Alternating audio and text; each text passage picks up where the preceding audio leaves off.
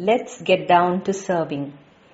Jesus said, "You call me teacher and Lord, and you are right, because that's what I am. And since I, your Lord and teacher, have washed your feet, you ought to wash each other's feet." John chapter 13, verses 13 and 14. Read John chapter 13, verses 1 to 15 for the entire narrative.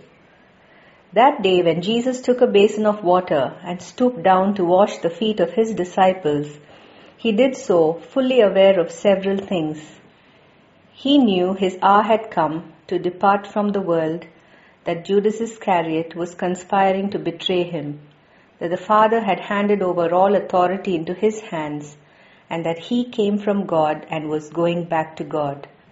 So what was it that prompted Jesus to go down on his knees and wash all of his disciples' feet, including that of Judas?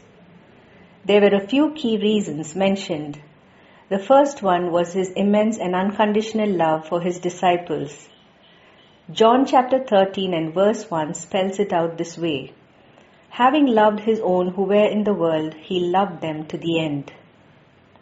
Secondly, when Peter refused to let Jesus wash his feet, Jesus told him something profound. "If I do not wash you, you have no part with me." John chapter 13 and verse 8. He was demonstrating to them that it was not just the outward washing of the body that was important, but the inner cleansing of our sins, which only the shed blood of Christ could accomplish for us. Thirdly, Jesus was setting an example for them to follow.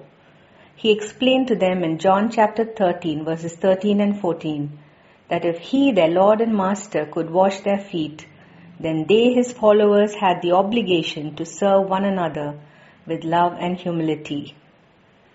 Jesus further explained this in John chapter 13 and verse 16. "Very truly I tell you, no servant is greater than his master, nor is a messenger greater than the one who sent him." He was simply telling them that they were merely servants and messengers, and the only one who was worthy of all honor and glory is God himself.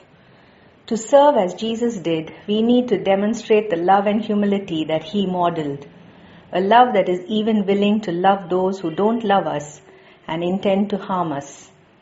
The humility that enables us to give up our position, our authority and our rights, and gives us grace to serve one another and esteem others better than ourselves.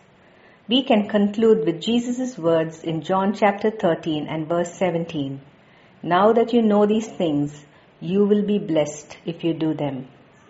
If you were blessed by this devotion, kindly share it with others.